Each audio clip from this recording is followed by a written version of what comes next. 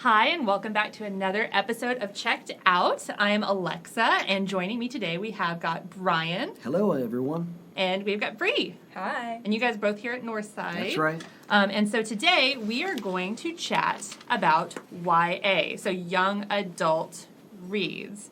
It is one of my favorite genres to read in. I know, Mine Bree, too, you yeah. really like YA as well. Brian, a little bit? Yeah, I'm not as well caught up as I should be. Sure.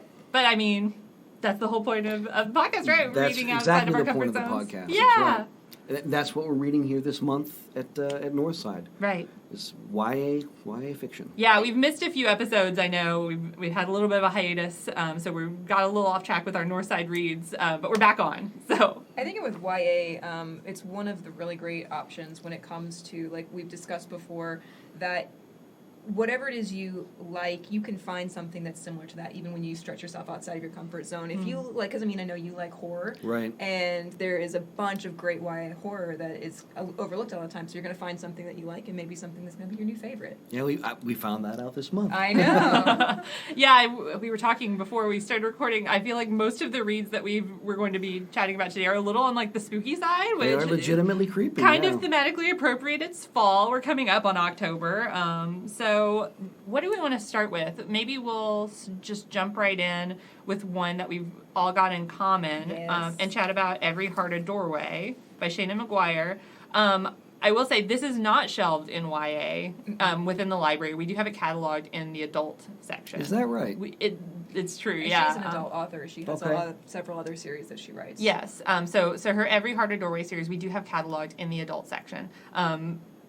And that's just kind of one of the things about YA. I mean, there are some discrepancies. We don't have a new adult section in the library. So titles like Fangirl by Rainbow Rowell, we put in teen, even though it's technically not a YA book. It is new adult. It's about 20-year-olds. Well, especially with fantasy, I feel like it's sometimes really hard to delineate between where that line is, because I think fantasy suffers from sort of the same thing that YA does, where it's kind of regarded as being outside of like the larger literary genre.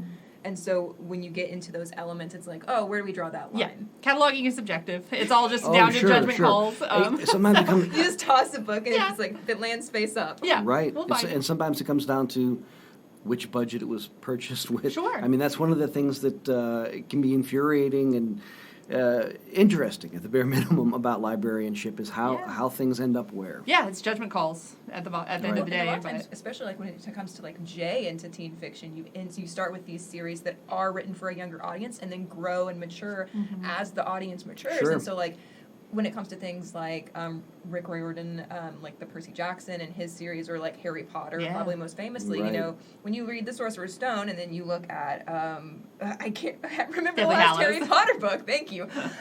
Those are such a huge gap between the maturity level of Right. that topic. So like, I mean, if you were going to technically classify them, like if you were just to look at those separately, you might put one in J and one in teen or even adult, but one series you got put together. Yeah. Every Heart a Doorway by Shannon McGuire. It is technically cataloged here in adult, but the protagonist of the book, Nancy, is a teen. All of the protagonists, more or less, are teens in the book. Yeah. And so the concept of this book we were discussing, I think it's such a brilliant idea.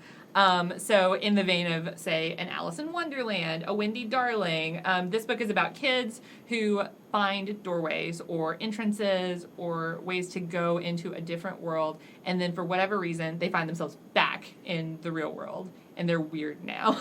Yeah. So, pretty I much. think the first time that's a concept that has intrigued me since I was a kid. Wonderful. And I think the first time I ever got into that was sort of like with the Chronicles of Narnia, and because they go back and forth, and eventually some of them get like shut out forever. And so to me, it was always like, well, how do you come back from that? Like, what happens to Susan and Poor Peter when Susan. I know, like you're just like, okay, well, you had these grand adventures, they've changed you fundamentally, and now we're just going to put you back here, and you're going to cope with that. And it's like, how do they do that? And that's what the book talks about. Yeah. Yeah. And isn't that a perfect theme for young adults too? When I absolutely agree. You have people moving from their early childhood into a much more structured world. I mean, it makes it the theme hits things perfectly right on the head. Yeah. Hits a nail right I think on it's the a head. real YA read for YA readers as Yeah. well for that reason, because you know, you read these books and you get so immersed in them and you're in this world and it's like, oh, I gotta go to my job now. Like, Yeah. And so I think it's for us just as much as it is for these kids that we've been reading about. Yeah, it's a really quick read. It's short. She gets right to the point. It's really fast paced. Yeah. It's kind of a mystery because Nancy gets to this school and she's meeting all of her roommate and her different classmates. And then it does ultimately end up being a murder mystery. Yeah.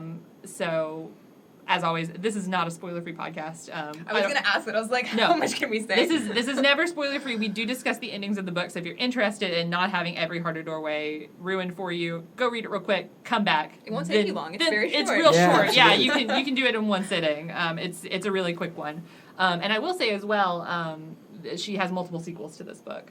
So I was going to ask. yes, Okay. she does Jack and Jill's story next, and it's Oh, okay. wonderful. If you liked Jack and Jill as characters, Right. the book is called Down Among the Sticks and Bones, Mhm. and it's the really story. good. It's a prequel. It's the story of them whenever they found their door. So quick preface, not spoiler free. We're going to be chatting about the end of every Heart or Doorway. So yeah, it is a murder mystery. Nancy's roommate ends up murdered. And Which is then so sad. She's such a fun character. She's and delightful. I was so excited about her, and then it was like, she's gone. yeah, No. she's a delight. She went to, there are different types of worlds. So there are logical worlds, there are nonsense worlds. And Nancy was from a very high logic world. She was in kind of a version of death, of the afterlife, where she was like a statue. She was a statue. Living Her job was statue to in a garden. stand there. Yeah. And then her roommate was from a candy nonsense world where nothing made sense and everything was candy. Very, and it was, very high Wonderland. yes, so they were very cute together, and then her roommate ends up murdered. And so, yeah, this story is kind of Nancy trying to reintegrate herself into society. Ultimately, her goal is to find her door again. That's pretty much everyone's goal. I feel like, yeah, that's the thing is like... You wanna find your door and yeah, get back. It's like... And because the school is run by someone who herself is Mm-hmm. an aged child who had these adventures and is Mm-hmm. now a grown woman, there's this sort of like, she wants these kids, she understands that they want to find their doors and she wants them to find their doors and get back to where they were, Mm-hmm. but she's also trying to like give them a place where if they don't find their doors, they'll be okay. Yeah. It really is kind of a metaphor for growing up in a Yeah. way. It's just like you Yeah. have all these wonderful adventures, and then you got to learn how to live in society if you can't get back to that childhood wonderland. There are some really interesting topics that are tackled. I really enjoyed. There's a trans character, Yeah. Right. and the whole thing is that because there's different reasons why people lose their doors or stumble out of their doors or get sent away in the purpose of, they're told, of eventually coming back home.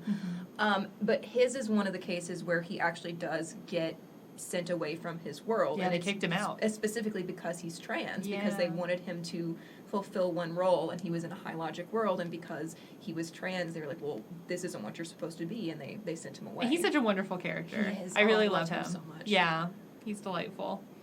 I think that all of the characters in her books, and we were talking, there are some sequels. So there's Down Among the Sticks and Bones, which is the twins, Jack and Jill. They came from a high logic. Jack was my favorite. Jack's Jack was my great. favorite from the beginning. I was so Yeah. excited that she was the focus. So Jack was an apprentice to a mad scientist, and Jill was She was like kind of an okay, apprentice. She was like to me, Jill in my head, she looked like Kirsten Dunst Yeah, in. she's Claudia. Yeah, she is. She's Claudia from Interview with the Vampire. Yeah, She's she hung out with a frilly vampire. Princess dresses and Yeah. terrifying. Oh, I can see that Yeah, now. right? That's Yeah. perfect. So yeah, so Jack and Jill came from a very terrifying, like horrible, like castles on the moors, Dracula, werewolves, Dracula, Frankenstein. Frankenstein. That was Jack and Jill's world, and so they are twins who befriend Nancy in the book, and then in the third book in the series so far is Below a Sugar Sky, I believe is the title, and it goes into the candy nonsense world of Nancy's roommate. Nancy's roommate's daughter Oh. falls from the sky and finds out that her mother is dead, and she's like, well, that doesn't make sense because here I am, and she never had a child, and so it's the story of them trying to get her mother back, Nancy's murdered roommate. Very interesting. It's wonderful. The third one wasn't my favorite, but if you enjoyed the characters and if you like the series, definitely give it a check out. I think it's really impressive, especially considering how short and zippy these books are, that she manages to introduce so many characters Yeah. and really make you like so many of them. Oh, absolutely, yeah. There's lots of cameos. Nancy comes back in the third one, which is kind of fun. You get to see Nancy again. So yeah, it's a fun series. It's dark, which I think probably contributed some to being shelved in the adult side of the branch. But it's fun, and it's a great metaphor, as you said, for YA just in general. I like things that sort of play around with the idea of like that there are different kinds of worlds, and that there are the idea that this weird Dracula Frankenstein world, that's not really anybody's idea of like a magical Narnia world that like, they who would want to feel go at there? home there and would want to stumble Yeah. into. But the idea is that these are people who found places where they belong. Yeah. Jack really loved her Frankenstein Yeah. friend who taught her all about Yeah. science, and she loved it there. And the themes of gender, it just, they absolutely fit in that book. The notion of the mutability of the characters' worlds, kind of playing into the mutability of their own identities. I thought that was And again, really fantastic. a good metaphor for growing up, because Yeah. a lot of this is not necessarily also the fact that the kids themselves can't cope, it's the kids' families that can't cope, Right, you know? right. And so it's this idea of coming into your own and finding a place where you feel like you fit and you belong, and the people around you not necessarily being able to understand or accept that. Right. Yeah. That is how all of the kids end up at, what is the name of the school? It's Eleanor West's Home for Wayward Children. Yeah. All of the kids end up there because they inevitably come back from these journeys to these fantastical worlds, and their parents are just like, well, now what do I do with you? You're Who so are weird you? now. Like, go to Yeah. this boarding school, I guess. So yeah, it's kind of, they're all here and they're together because fundamentally their parents are just, they don't know what to do with them because they're growing up and they've had these different adventures and they're different now. Yeah. And I thought that the author treated these, their individual identities were distinct. We were talking before the podcast about how, I was going to check, so the Outsiders, that came out in 1969. Am I I'll do a right? quick Google. I'm You almost, keep continuing your I'm thought. almost I'll check. 100% sure that The Outsiders, S.E. Hinton, which I think is considered sort of the first 1967 novel. 1967. Yes. Oh my That's gosh. when my mom was born. Okay, so over 50 years ago now. Mm-hmm. But when I was a young adult and I was reading YA fiction, it was really sort of just starting to come into its own. Only 15 years or so after that book had, I guess maybe getting closer to 20 years after that book had come out. Yeah. But that's 50 years ago now. Yeah. And I don't know. I just felt like the author just had a mature view on sexuality and identity That's that true, was. 'cause Nancy is an asexual character. She's asexual, She right? is, yeah. Which, so you have a trans character, you have an asexual Mhm. character, and I know that, again, we talked about this before the podcast, but it bears reiterating, is I see so much of that in YA, and it's one of the reasons Yeah. that I, as a queer individual, like, I love reading YA because I see characters that I can relate to and that I feel are like me more in YA than I do see in adult fiction. There's just so much representation that I think that is, obviously there's always room to be better and always room to grow, but I think YA is sort of at the forefront of being more inclusive with different identities. And you said that the author has a good social media presence. Yes, And, and I'm not 100% sure I'm pronouncing her name correctly, but Shannon McGuire. That's what I say. think. I'm not. She has a social media presence and has been open about, her origins as a fan fiction writer, and with her desire to have that inclusive environment, and the reason why she actively chooses to try and include, different representations of people in her stories. So I know that she's someone that a lot of young readers really appreciate and look up to. Yeah. I think that's so great that more fan fiction writers, people who got their start as fan fiction writers, are becoming like more well known. Naomi Novik, who wrote Uprooted. Gosh, that's such a good book. She created AO3. Like, she created one of the most popular fan fiction websites ever. Well, and now AO3, as a transformative work, Yeah. has won a Hugo Award. It did, which Naomi Novik accepted at the Hugo. Right. It was And so like, wonderful. all these different people who have, they can now say they contributed to a Hugo Award-winning project. Yeah. Oh, absolutely. Yeah. And I think that the fan fiction community is so good at inclusivity and tapping into all of these. I think that's because a lot of the root of fan fiction, Yeah. like the start of it, especially when you were writing for things that maybe were not as inclusive, Yeah. the source material, You have to it's the put it in desire yourself. to see yourself. Yeah. And so it's like, and it's, it's the subtext, and it's, what if this person was like me? And so it's, a lot of it, I think, is that urge, and it grows from there. Yeah. I just think it's really cool. I love seeing fan fiction authors get recognized. And yeah, it was so great seeing Naomi Novik, except that you go for AO3. So fun. All right. That's such a good series, too. It's wonderful. Wonderful. I'm jotting notes. I'm telling you, Yeah. I'm jotting notes. Yeah, Naomi Read Novik fan fiction. uprooted. I loved Spinning Silver, which is the sequel. They're both sort of a little magical realism, sort of like fairy tale retellings. Well, they're both standalone novels. Yeah. Though. They don't have anything to do with Yeah, each other. no. Like Spinning Silver came after Uprooted. Uprooted, which I've talked about on this podcast multiple times, it's phenomenal. My It's favorite so book good. of the year when it came out. If you like Howl's Moving Castle, you would love Uprooted. It's oh yeah, It's very similar to Howl's Definitely. Moving Castle. It's very grumpy wizard gets young girl apprentice basically. It's great, really really wonderful. She's the best world builder I think I've ever read. Naomi Novik. She's a really really great world builder. Very That's true. talented because there were a lot of Russian and Polish words in that book that I would have trouble pronouncing, and I didn't care. I was along for the ride. I was like, this is great. Agnieszka, got it. Totally on board with that name. Very hard to say. All right.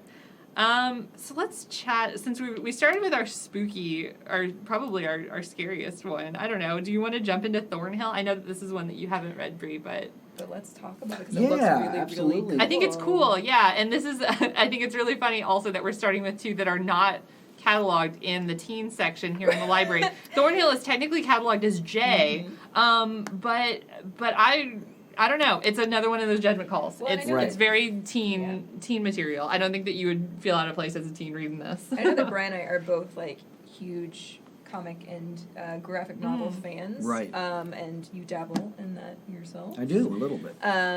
And one of the things I'm noticing just looking at this is that I know one of the some of the art that you and I have talked about, Mike Mignola being one of the big ones. Mhm. This is very Mike Mignola It looking is, at from it the cover. is. He's one of the probably best known for his Hellboy work. And Yeah, it's very stylized stuff. It is. It's all black and white, and it is told in alternating chapters. So the text chapters are told via diary entries, and it is set in the past of this young girl who is being bullied, and she lives at this orphanage, and she has just recently discovered that the orphanage is going to be closed down soon, and so she is concerned about where she will go. And then in the alternating chapters, those are told in the present, only in pictures, in black and white drawings, and it is from the point of view of a young girl who has recently moved into the house that is next door to the abandoned orphanage. a young girl who looks a lot like young Allison from Fun Home. Just Oh, she Oh, does maybe kind of that, look yeah. like Alison she's wearing her little Bechdel. stripy sweater. Yeah. And Yes. So yeah, it's very stylized. It is very much your kind of classic haunted house book, I would say. It's very sad. Yeah, it is. I think it's every bit as dark as every hearted doorway. Yeah. so And is the author also the illustrator? That yes. Yes. Yeah. Yeah, Yeah. she did the drawings and the text. That takes a lot And of it's very skill. spooky. Not in the past as well as in the present. Because the building is haunted, or not necessarily haunted. The building is abandoned in the present in the illustrated chapters. I'm about to expose myself as like having a really bad reading habit. A I back always looker. I'm no. a back looker. I Ending looker. absolutely am. It's it's. I don't know that you would get a ton out of reading just the end of that book. To be honest, it's very much a build. yeah. Well, I think one of the things, and I'm just thinking about this now, in terms of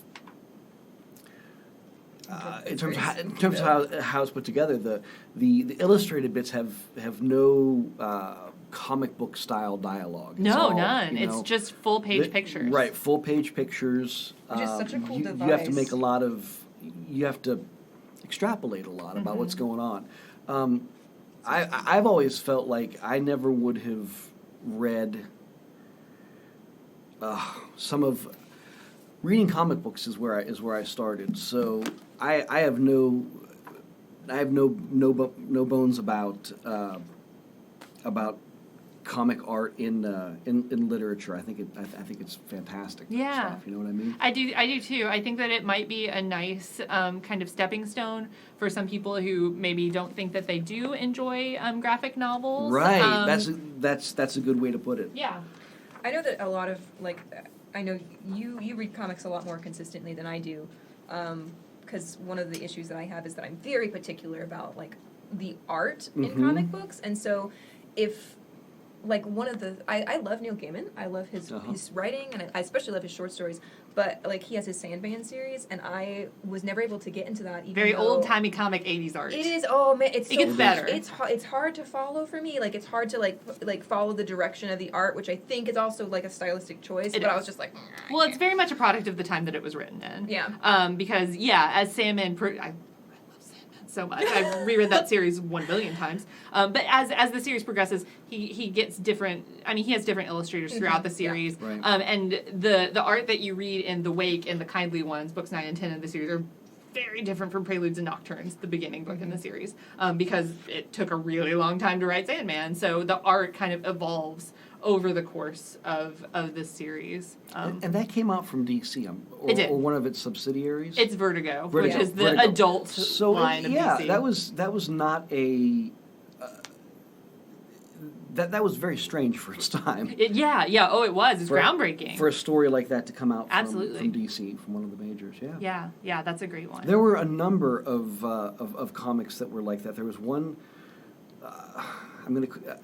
There was a comic that came out from Piranha Press called "Beautiful Stories for Ugly Children." I love that. And if you ever get a chance to find some beautiful stories, if you're ever in, I'm imagining us now in a curio shop written by Stephen King, and you happen across a few old copies of Beautiful Stories for Ugly Children. Yeah. It sounds like the sort of book you'd be wandering around and it would just like fall like never-ending story style, just like It was so fantastic, and every issue was a different story altogether. So it had a Twilight Zone-esque. I mean, it was more all episodic. It was, but it was always the same author and the same artist, and the art style that I can't remember the artist's name now used. It would vary pretty wildly from one issue to another. Yeah. If we're talking about YA and graphic novels, I have to also throw a shout out to my girl Noelle Stevenson and Nimona's wonderful. Nimona's so good. Yeah.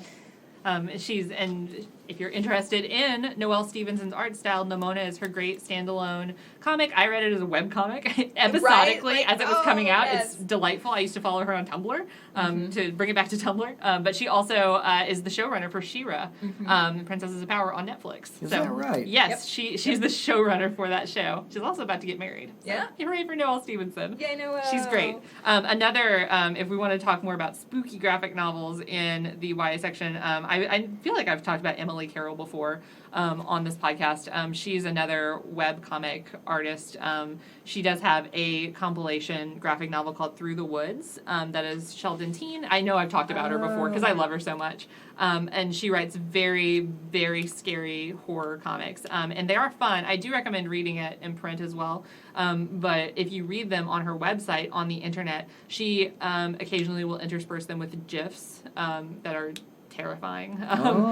So like just like you're reading along And then something starts move. moving. Oh, I yes, love that. and a lot of her stuff is done in click-through format, so it'll be a page and then you have to click, and it brings up another page, and you click, and it brings up another page. So it's very jarring when one of them moves. You're just like you're like, oh. It's a whole experience when you read them in webcomic form. So Through the Woods, it has one of her favorite or her most famous kind of like viral webcomics that she did called His Face All Red.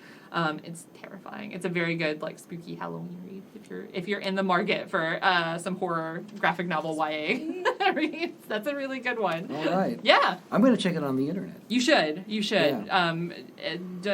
It's really scary. Don't do it with the lights off because it's very scary. That's how I used to read them on my with the lights laptop in off. like my dorm room and with the lights off. It's too gonna wait. scary. It's really good though. But anyway, back to Thornhill. I do think that the art in that is so atmospheric and so great. Even though nothing really scary happens in the art portions of the book, like the illustrated portions aren't the scary ones, even though they're like the black and white atmospheric artwork. I feel like all of the horror and all of the the pathos really come from the chapters written out in the past, in the diary entries of this poor girl's like experience with bullying. She's experiencing all of this uncertainty about what's going to happen to her, Right. and she thinks that nobody likes her, nobody loves her. And it's really heartbreaking. But it's a wonderful, wonderful book. I do think that the subject matter is very much more YA. I think that it's much more suited to older readers for sure. But yeah, I think it's wonderful. Ella is the character who moves in next door to the orphanage, and it's really, she experiences kind of similar feelings of loneliness. You kind of have to extrapolate that yourself, Right, and that's another thing. That's another reason But that like, I feel like the art does such a good job of like Mhm. communicating that, because It even does. in the first couple of pages, like there's just all of this space, and then this like little figure, all always. Yeah, you get the in a sense that her window and parents just sort of aren't around, isolated. and yeah, Right. she's very isolated. She's always like looking at pictures of her parents, checking clocks. Right. Yeah, you have to pay close attention. It's nice. it's Thornhill's good. yeah, it's a great book. I would definitely I've recommended it many times since I read it. I usually do kind of. Does give this a author caveat. have more? Do we know? Pam Smythe? Pam I Smythe. feel like she does, but that is the only title by her that I have read. I think that it's a fun book to recommend to people because you do kind of get the best of both worlds. There's pictures, there's text. It is kind of similar. You mentioned to the Cabinet of Hugo Cabret, kind of similar in that It way. also reminds me of the book that you showed me. That my favorite thing is monsters. Yeah. Yeah. I think we're still waiting on book 2 of that. Yeah, I think that we've only got the first one. It was Yeah. supposed to come out earlier this year. Can't rush. She does have a few more books. She's doing it in pen. Takes a while. Right. Thornhill's her most recent one. So yeah, what else would we like to talk about? Does anyone? What else did you guys read for YA month? I read, not specifically for YA month, but just because, again, I am a huge YA reader. Totally fine. But this is the one that, like, really stuck out to me. I read it a couple of months ago, and it's called Sawkill Girls. It's by Claire LaGrange. It was recommended to me by the lovely Becca, and she sent it to me as a list of upcoming publications that featured queer women protagonists.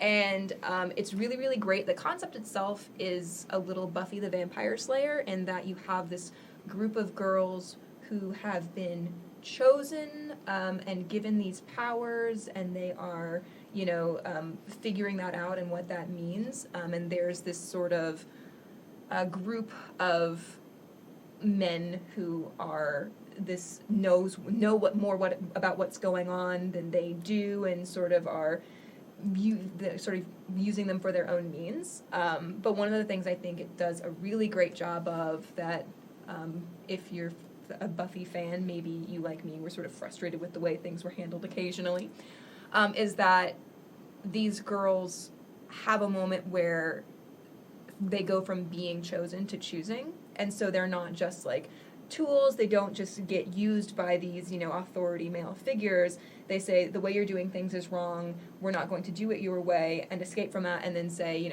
we could step away because we've been given no choice in this matter, but we're here and we have the ability, so we're going to do it. And I love when stories that have that moment of changing from something being just sort of a destiny or a thing that you've been assigned to do, to having a chance to walk away and then owning it and saying, I'm going to do this because I choose to do it. And again, it's a great example of YA having a bunch of representation. So you have this very dark tone, sort of, I say New England Gothic, having never been to New England, so take that with a grain of salt. But you have like this... Well, the literary reference, so that's Exactly. That's totally But it's acceptable. it read to me as this very like New England, isolated seaside town, and the sort of like spookiness that comes with that. And there's this monster, this creature, this force, entity that is taking girls all the way back through history. And you have one of the main characters who is a girl who is tied to the monster through her family, and has, of course they're tied, and they're helping provide these girls as power, as sacrifices, and in exchange they've been granted beauty and privilege and power and wealth and all this other stuff. You have one of the other main characters who is the sister of the most recent victim of the entity, And then you have the other character whose friend was a previous victim, and whose father is the sheriff of the town, who's, investigating, but it's kind of this thing that gets swept under the rug, and it's like the girls disappear, but nobody talks about it. And among those three cast of characters, two of the characters fall in love, so you have a lovely female romance that I love to see, of course. And then the other character is asexual, but also has a very sweet relationship with her best guy friend, who's sort of their straight man research guy role. And it's really delightful. They've got these powers. There's all these incredible relationships between the girls, and the tone of it is very dark, very lush and lyrical, and I loved it a lot. Really, really enjoyed reading it. Nice. Anytime somebody says something similar to Buffy, I'm just like, all right, great. Like, that sounds awesome. And it didn't occur to me until I was like thinking about the book later and and I was like, you know what? A lot of this is very Buffy, isn't it? I was like, that explains. It's like Buffy, and I don't have to listen to Xander complain. That sounds amazing. See, the guy character is kind of like the Xander character, but done well. Oh, thank God. He's adorable. He stress cleans and bakes. Aww. And, oh man, he's so cute. He's the one way who's better like, than Xander. guys, all of this is crazy, and I don't know what you're talking about. Yeah, Xander's a lot. Mm-hmm. It's a lot. Yeah. He's not the best. They tried. Yeah, I mean, it's a product of its time. It is, It's absolutely. very much like Sandman and the artwork. It's just like, it's the best we got. Yeah, it see, was I the feel early like 90s. this is very much sort of like for the people who were huge fans of Mhm. Buffy when it was around, and this is kind of like a very similar story, but with a little bit of an updated Sure. take and understanding. Yeah, and that's what's so great about YA. Like you were saying, there's so much out there. Mhm. There's just so much content you can have in every type of genre you could ever possibly want. And there's so much of it that's just like, if you don't like that, find this other thing. Yeah, absolutely. There's something out there for absolutely everyone. It's amazing, and it's like the best time on the planet for YA right now. Like, there's so much good stuff. Yeah. You can really afford to be choosy and Absolutely. read what you want. So if you're going to pitch some high fantasy YA, High fantasy. if you were YA. going to. If I were going to, oh gosh, you put me on the spot. I don't. I mean, if we're talking like high Mm, and yeah. again, this is one that sort of straddles that line, but I know that, again, we talked about this too right before the podcast started, but the Predain Chronicles by Lloyd Right. Alexander, I think it's grounded in a lot of Welsh mythology and has a lot of those high fantasy elements of knights and quests and witches and seers and things like that. And it is, again, a book that was published many, many years ago. Yeah. It won Oh, the yeah. Newbery, and I don't remember what year. I had to Goes- know this for school at one point. I think it was like 67, 69. Right. This goes back to my days. Right, I read right. Lloyd Alexander's. Like, this was a dated book when I read it, and I Right. absolutely loved it. And it's a really great series. It's another one that sort of like grows with its audience. There's 5 books in the series. They're all excellent. And I reread the last book, which is the one that won the Newbery. It's called The High King. I reread it about every other year, and I love it every time. You know what's Nice. funny as we're talking about this is I'm realizing that there was a series of books written back in the 1950s, and which is so long ago that I hesitate to put it in YA because there was no YA back then necessarily, but there was Retroactively. Right. There was a series of books by an author named Edward Eager, and the first of which was the most famous. It was called Half Magic. And Okay. I That am- name sounded familiar. Yeah, and I'm 100% sure that Half Magic is what set me on. Is one of the 4. If you had to boil it down to 4 or 5 things that set me onto a life reading and being interested in fiction. Yeah. It was Half Magic was one of them, and very early on. The premise is that you have a bored group of kids over a summer. The summer, they're starting to get into the point of summer where it's not all that interesting anymore, and the brothers and sisters, and one of them finds a coin in the street. And it's not a U.S. coin. It's interesting. So she puts it in her pocket, brings it home, and the thing about the coin is that it grants wishes, but it only grants half of the wish. Oh, jeez. Right. And the whole story is all about them figuring out that that's what that the coin is doing this and that's what it's doing. Yeah, because So- I'm assuming it didn't come with an instruction manual Exactly that let them right, know that. right. That's, oh geez, trial and error of figuring Yeah, that out you got it. sounds. So A little bit of a monkey's paw. Yeah. yeah, so if you get a chance, if you get a chance to check out Half Magic, Half that's Magic. it's funny now because I'm sure it's very dated, but now that I think about it, that's I think that It one of would've the been- things, like, when it comes to, because, like, I'm recommending a dated thing, you're recommending a more dated thing, and I Mhm. think that kind of ties into with the way contemporary YA is now. It's quite often a blending of things, so when you're looking for, like, specifically, like, recommending a high fantasy, there's so many YA books that have fantasy elements and even Yeah. high fantasy elements, Yeah. but it's a little rarer to find something that you can say, oh yes, this is that one thing, because it's a Yeah. blending of a lot of different things. Yeah, yeah, it really is. So many YA books are like 8 genres together. I did, however, just think of the Patricia C. Reed Enchanted Forest series, and I'm going to add that to the list after I've said that. Yeah, I think Children of Blood and Bone is one that is, Mm. yeah, that's for sure. Another really Anything really by good Tamara Pierce, she's really, Tamara Pierce is, oh my gosh. she's fun. Trickster's Choice and Trickster's Queen.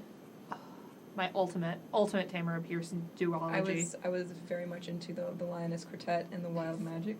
Yes, yes. She's lovely. Love her stuff. Anything by Libba Bray too. The Diviner Yeah. series, A Great and Terrible Beauty, I read when I was about, like when it came out. I think I was 16 years old when A Great and Terrible Beauty, the first book in her Gemma Doyle trilogy, came out. Oh my gosh. She was one of the first authors I remember too, like reading that as a teenager that Mhm. had a lesbian, bisexual, whatever. Yes. Character in one of her books. Yeah, Libba Bray is great at that. Her father was actually gay, and so I think that she really likes to have representation in her books, because most of Libba Bray's books do Oh my have gosh, that. Beauty LG Queens. Yeah, Beauty Queen's great. She really does include a lot of LGBT inclusiveness in her books, which I really appreciate from her. And yeah, I think that was like the big reveal of A Great and Terrible Beauty. Like, it was oh my very- gosh, it was kind of Felicity's like gay. in the background. It Yes. wasn't explicit, It's and subtle. then it was like there's that subtle reveal, and I was Mhm. just.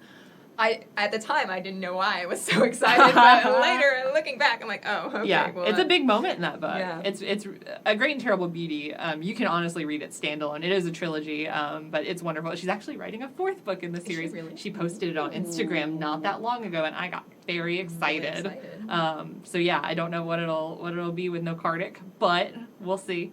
I'm optimistic. Holly Black's another really good if you're looking Oh for more my of a gosh. traditional fantasy, because she writes her fantasy is always very dark. It is. But to me it reads as high fantasy in that a lot of her books deal with the Fae world. I know she collaborated yeah. with the Spiderwick Chronicles Yes. as well, and I always really like when books that deal with Fae creatures and fairies and things like that bother to put in the effort of world building and Yes. sort of play with the darker side of those yeah. myths and stories. Her Tithe trilogy, Oh, man, the one that Tithe starts was with amazing. Tithe is amazing. The first book in the series is called Tithe, and there's Ironside.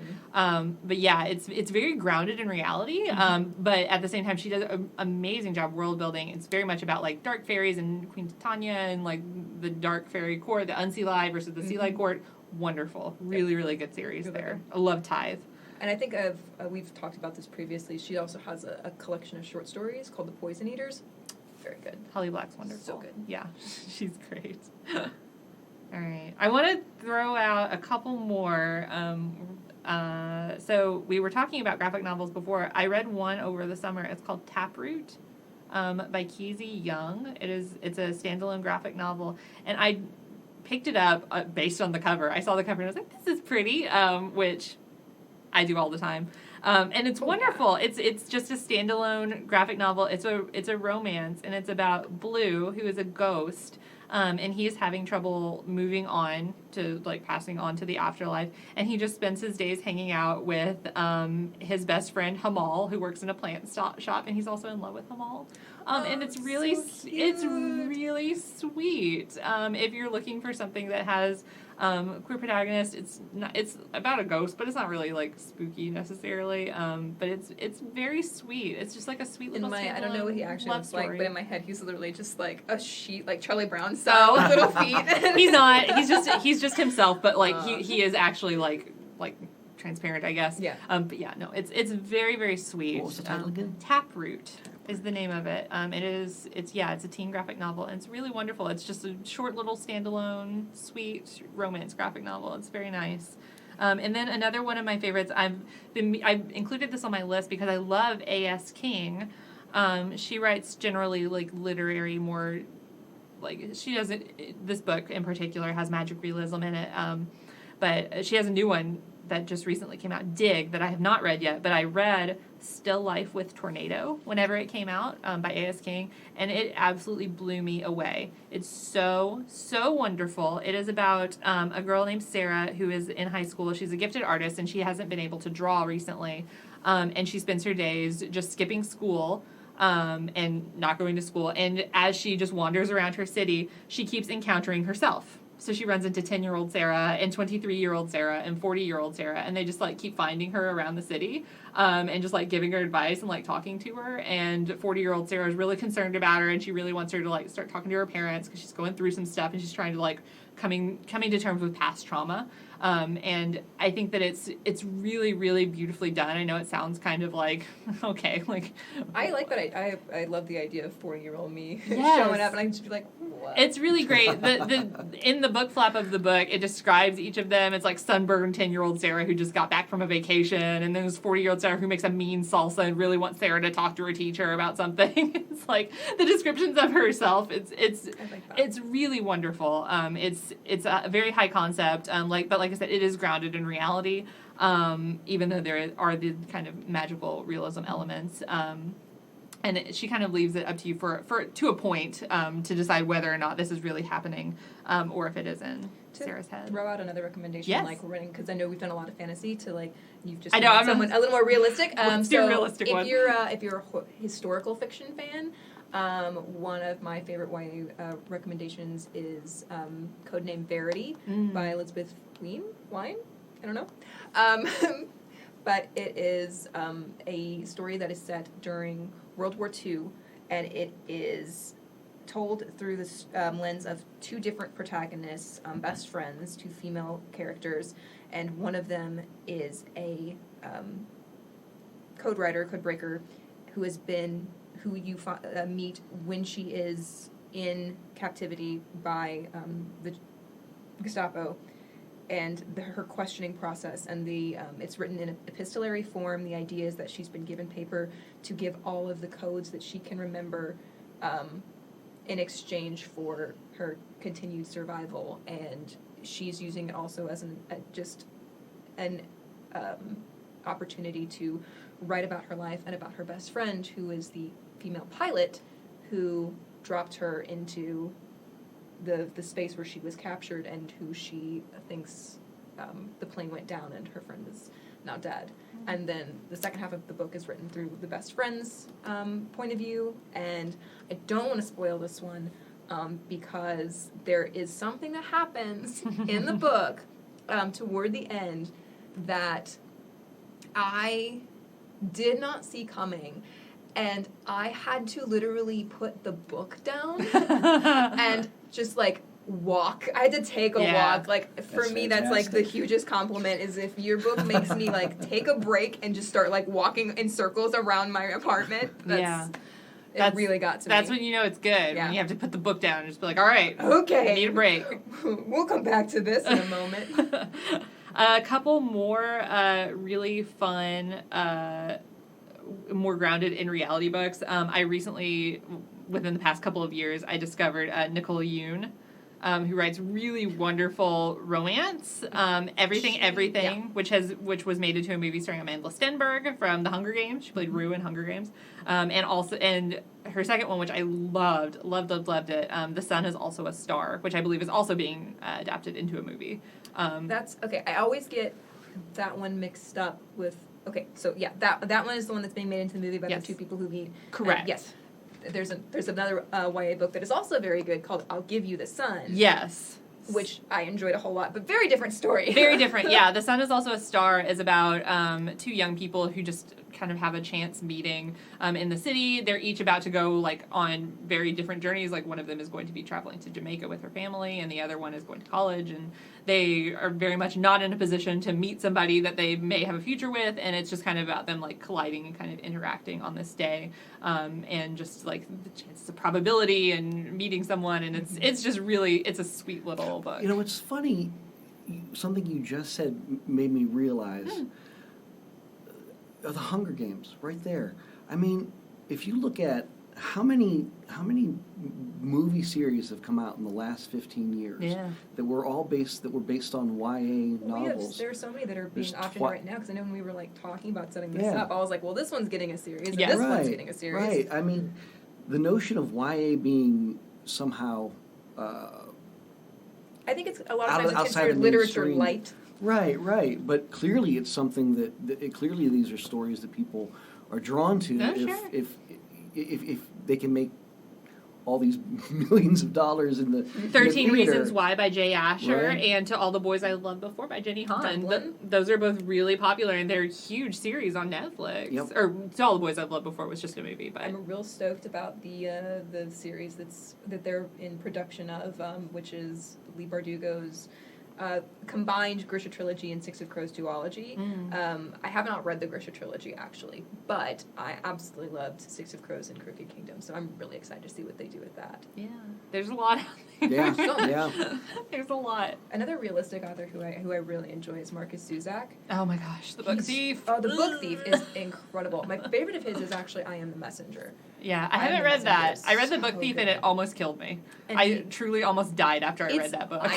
It's just devastating. He has such a unique voice that I enjoy so much. I haven't watched the movie adaptation of The Book Thief. That's pretty good. It was good. Okay, It was yeah. pretty good. I honestly, it came out not that long after I read the book, and I was like, I honestly don't know if I can do it. I So- don't know if I can watch that movie. They did a good job with it, but so much of that story is in the telling of it to me, and Yeah. the way that he does things, and the device of death speaking. Yeah, is- are you familiar with the No, I'm narration? not. It's narrated Oh, by so Death. good. Oh. Death narrates the book, and it's set during the Holocaust. So let me just give you Oh, that. gosh. Ooh, it's brutal. Oh my gosh, but it's so good. It's this, yeah. It's oh, Yeah. it's really, It's really really good. good. It is. I Am the Messenger is another one of his, and he also has a more recent one called Feet of Clay that I have not read yet, but I'm really excited to, because I He's know wonderful. it's going to be good. Yeah, he's a wonderful, wonderful author. Like I said, I read The Book Thief and it almost wrecked me. So I It haven't. did wreck me. I was Yeah. literally sitting in my living room, Just reading sobbing. it, just crying my eyes out, which my mom was used to, so it was fine. Yeah, I remember Lynn coming home from work at one point, and he was just like, "Are you okay?" I was like, "No, I'm not." So upsetting. Sad. Yeah, it's really, really good though. That's a weird recommendation. It's like you'll cry your eyes out, but you should definitely read the book. It's very much please. the same with the Codename Verity that I read. You Yeah. will cry. Yeah, And it's you good. will. Sometimes that's just what you need in a book. You just need a real sad book. Just ruin your day.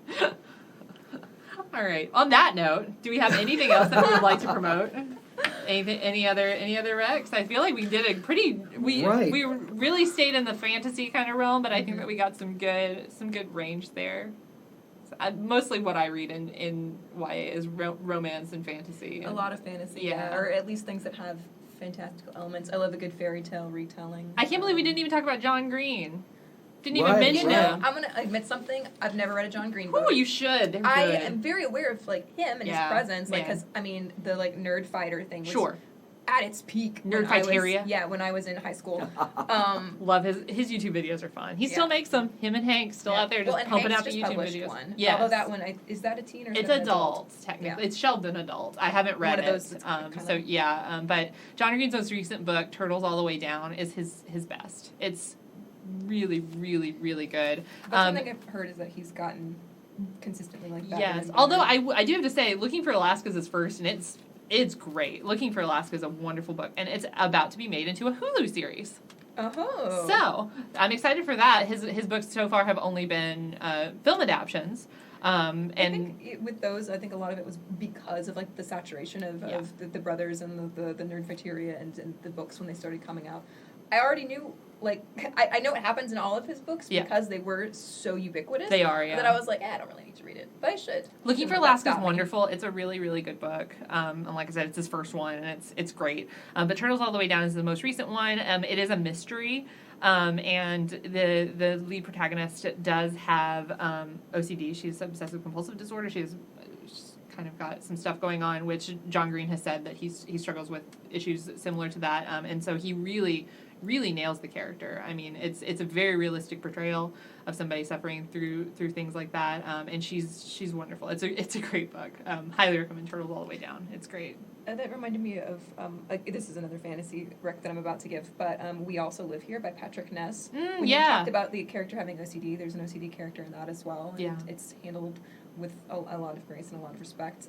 And it's just a really fun concept of, I like the playing on tropes that are common, and this is sort of a subversion of the chosen one trope, because the idea is that there are these kids, and there's all of these chosen kids, and then there's everybody else. And you're reading about everybody else. And the chapters of the book are about the chapters of this other book that's happening somewhere else with the chosen kids. Oh, interesting. And then here's what the other kids are doing. Interesting. And it's really fun. That's fantastic. Yeah. What's the title again? The Rest of Us Live Here. And Patrick Or Ness the rest is of us also live here, I think. Patrick Ness is the one. He wrote A Monster Calls. Is that correct? Yeah. That's a really good one. It's wonderful. He's another one that's got a movie that's coming out based on his sort of dystopian series. I can't remember the name of the series itself, but The Ask and the Answer. Nope. Chaos Walking. Oh, yeah, that's right. Brian fervently taking notes. Right. I think, I think we've given plenty of recommendations for I've you. got at some least. work. That one I'm expecting is going to do very well when it comes out as a movie, because it's got a very star-studded cast. All right. It's Tom Holland, Oh. Daisy Ridley. Wow, yeah. Mads Mikkelsen is in it. That's expensive. Wow. That's an expensive movie. Right. Putting Tom Holland and it's- Daisy Ridley in the same right. thing. That's a lot. Spider-Man and Ray. Yeah. And there's a talking dog, so. There you go. All right, well, this will wrap up our YA episode of Checked Out. What would we be doing next month? What's next on the Northside Reads October, list? is it horror? Are we doing October's horror? going to be horror. Nice. You got it. Thematically appropriate. I feel like we covered the YA horror portion. Right, So right. I will be doing a little bit more we'll of that. roll right into horror. yeah, that works. I will All be hanging out in YA horror, as that is my contribution to Fantastic. this project of ours. Fantastic. Well, thank you guys so much for joining me, Bree and Brian. And Thank you. hopefully we'll get to see you all again next time. Yeah. Thanks so much.